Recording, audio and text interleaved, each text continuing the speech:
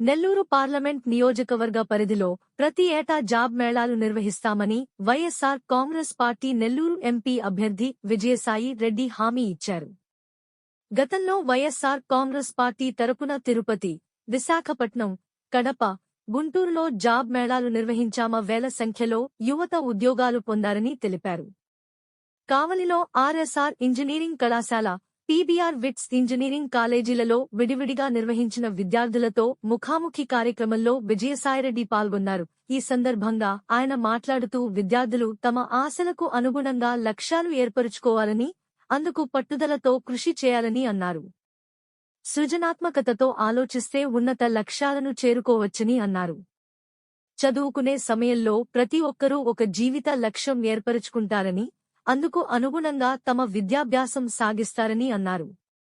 10వ తరగతి వరకు ఒకేలా చదువుకునే విద్యార్థులు ఇంటర్మీడియట్లో ఎంపీసీ, బైపీసీ, కామర్స్ కోర్సులు ఎంచుకుంటారని, అనంతరం ఇంజనీరింగ్, మెడిసిన్, అకౌంటింగ్ కోర్సులు చదువుతారని అన్నారు. విద్యాభ్యాసం చేస్తున్న సమయంలో తల్లిదండ్రులు ఫీజు రీయింబర్స్మెంట్, విద్యాదీవెన, వసతి దీవెన పథకాల రూపంతో ప్రభుత్వం సహకరిస్తారని అన్నారు. విద్య పూర్తి చేసుకుని మీ కాళ్ల మీద మీరు నిలబడాలని, అందుకు కేవలం ఉద్యోగం మాత్రమే పరిష్కారం కాదని వ్యాపార, రాజకీయ, అనేక ఇతర రంగాల్లోనూ ఉన్నతంగా ఎదగొచ్చని అన్నారు. ఇంజనీరింగ్ విద్యార్థులు కేంద్ర సర్వీసుల్లోనూ స్థిరపడవచ్చని అన్నారు.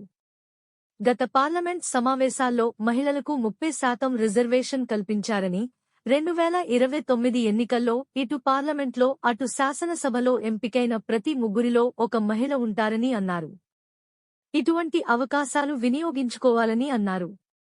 విద్యార్థులు పట్టుదలతో కృషి చేసి ఉన్నత స్థానాల్లో స్థిరపడాలని ఆకాంక్షిస్తున్నానని అన్నారు. విద్యార్థులతో ముఖాముఖి తనకు ఎంతగానో సంతోషాన్ని కలిగిస్తోందని అన్నారు. తాను ఇంజనీరింగ్ చదవలేదని, అకౌంటింగ్ చదివాలని, అయితే దేశాభివృద్ధిలో ఇంజనీరింగ్ ప్రాముఖ్యతను గుర్తించగలని అన్నారు. యువత రాజకీయాలు పట్ల అవగాహన పెంచుకోవాలని సూచించారు.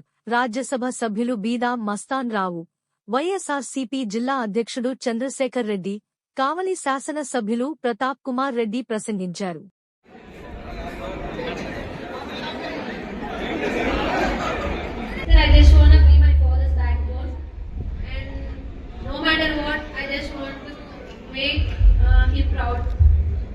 Being in a society where educated matters more, nothing more.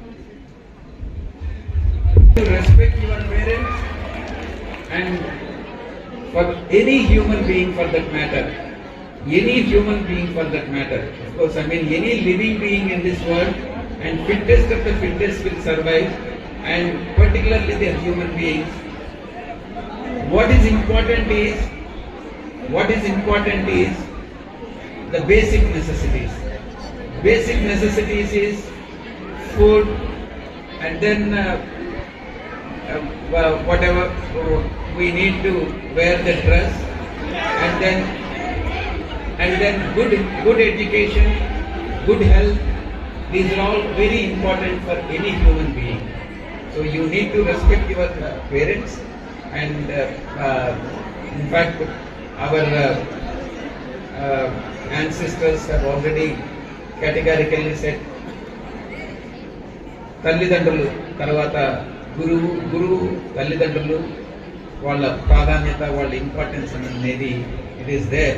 It has already been told by many, and we need to respect them. I really appreciate that you are respecting your fathers. Thank you so much, sir. Anybody else? ఆ విధంగా అభివృద్ధి చెందడానికి అవకాశం ఉంటుంది.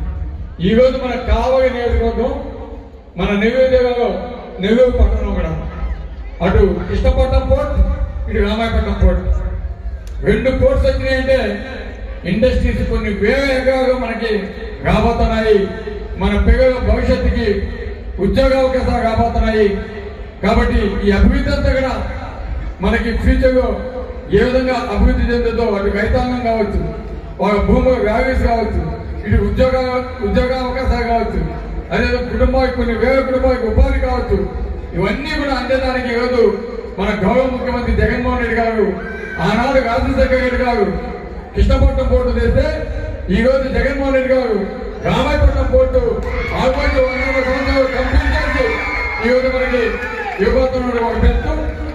అభివృద్ధి కూడా start చేయబోతారు. తప్పకుండా మన ప్రాంతం తప్పకుండా అభివృద్ధి చెందుతుంది. అంతేకాకుండా ఈరోజు అన్న పార్లమెంట్ అభ్యర్థిగా మన నెల్లూరు జిల్లాకి వస్తున్నారంటే మీరంతా ఒకసారి ఆలోచించండి. జగనన్న తర్వాత నెక్స్ట్ స్థానం ఉండేది విజయసాయి అన్న. విజయసాయి అన్న మన జిల్లాకి ఎంపీగా ఉంటే మన జిల్లాని అభివృద్ధి పనులలో ఏ విధంగా పంపిస్తారో ఒక్కసారి ఆలోచించండి.